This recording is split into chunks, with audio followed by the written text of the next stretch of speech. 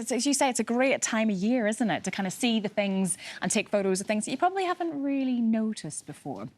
Now, this week it's been revealed that the number of people under 50 being diagnosed with cancer in the UK has risen by 24% in 2 decades, a sharper increase than any other age group. Some experts believe there could be a possible link between these figures and an increasingly unhealthy diet featuring too much fat, too much sugar and ultra-processed foods, with Britain having one of the worst obesity rates in Europe. So what can be done? Do we need higher taxes on unhealthy foods? Would more warning labels help? Or is it even time for some foods be banned? We are asking, is it time to get tough on junk food? And joining me to discuss this are Chris Edson, the co-founder of Second Nature, an NHS-backed initiative to help tackle issues like obesity and type 2 diabetes, and journalist and writer Ella Whelan, who, of course, was with us a little bit earlier on in the programme. Thank you so much for joining us today. Welcome back, Ella. I think the statistics here tell a bit of a story, Ella, really. I mean, you look at them, one of the highest obesity rates in Europe. We know the impact that has on the NHS. We know that there is a link to junk food. So then surely the answer is to kind of make that junk food less accessible to people.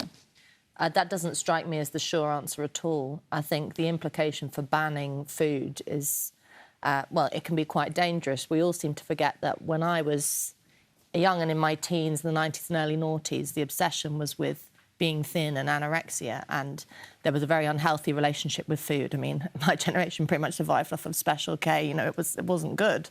And now we've sort of turned that obsession, unhealthy obsession with food, into something that's supposed to be moral or good. Ultra-processed food is food. It's food that feeds you, that gives you energy, that, no, you shouldn't eat it every meal of every day. Everybody knows that. A chocolate bar is not a healthy square meal. But we're getting into, you know, we're sort of, I think, fetishising and demonising food in a way that's not helpful. There is no proven link at the moment, between ultra-processed food and cancer. It's really important to state that. People who are living unbelievably healthy lives, only eating raw fruit and veg and all the rest of it, get cancer. So, you know, if you're out there and you've got cancer and you're worrying about whether or not you caused it, I think this is going down a really unhelpful, in a liberal route. Interestingly, I want to pick up the word demonising there, Chris. Is it right that we demonise this ultra-processed food, this junk food? Is it realistic to tell people don't eat it? Yeah, I think demonising is a really risky territory, and I really agree with Ella on that. But I want to be really clear about the problem we're talking about here. The problem really is obesity. And this has become public health problem #1 in the last 40 years, right? This is ruining lives, and this is crippling the NHS. And ultra-processed foods are the main contributor to this. All the research shows that. Now, there's nothing wrong with them in isolation, as long as you're not eating them to excess. And they're actually a staple for millions of households in the UK. So demonising them definitely is not the right approach. But the problem with these foods is that people really struggle to have a moderate relationship with them, right? Everything, they've been engineered to make us want more of them. So I wouldn't start with outright ban, but I'd start with being much stricter on advertising. I'd start looking at warning labels for foods. I'd probably remove things like cartoons from packages of cereal, and then I'd look to kind of increase the education around ultra-processed foods, and then trying to teach people how to cook and prepare healthy foods for themselves. What about those options then, Ella? You know, you mentioned things like advertising. Because a lot of these sort of foods, they're in our face. They're so accessible. What about reducing advertising? What about putting warning labels on them? Well, the suggestion there is that people don't know that, you know, a packet of crisps or a chocolate cereal is bad for them. Of course, everybody knows that. Or, you know, I get really sort of exasperated by the focus on education, because it is this suggestion that there are just thick people out there who are getting fat and they don't know why. It's, you know, to cook a meal that has no ultra-processed foods in it, you know, like margarine, you know, things that... The list of ultra-processed foods, you go out and look at it, is actually, you know, it's very, very normal stuff is on there. It's not all just sweets and crisps. To cook a meal from raw fruit and veg and have it ultra-healthy takes a lot of time, and no one talks about the fact that it's mostly people who don't have time. If you want to increase the health of a nation, which I suppose isn't a bad desire for a society to have, you would raise the level of people's quality of life, a bit like what we were talking about in the climate change debate.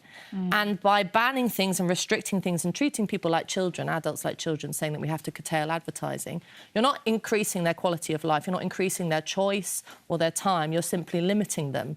And I don't understand why we have this negative view. I mean, I personally think if somebody wants to make themselves fat by eating it, that's their choice. And we have an NHS system which is supposed to be free at the point of access, and whether you shouldn't discriminate whether people want to half kill themselves flying down mountains on skis, I'm intrigued to see or with crisp packets. Chris's take on that then, because the idea that you're talking about here is sort of that we're infantilising people a little bit by removing it altogether, treating them like children. I mean, we can't really tell people what they should and shouldn't eat, and as you touched on, throughout time we've been told that salt is bad for you, sugar is bad for you. You know, there's always something to add to that list. So where does it end?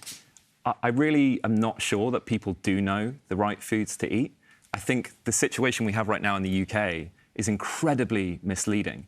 When you have a cereal box with health claims on it, when you have 3 green traffic lights on the front saying this is good for you, I think that's so misleading to people. And in my experience at Second Nature, when you teach people about their relationship with these foods, when they start to understand them a bit better, they don't actively choose them. Is that what it's about then, kind of more education? And what advice do you give to anyone who's watching this and wants to eat healthily, but it has to be accessible and realistic? Well, and I think we need to reflect on how absurd it is that in the UK, the food system and the incentive structure that exists means that the cheapest way to eat in the UK is to eat unhealthily.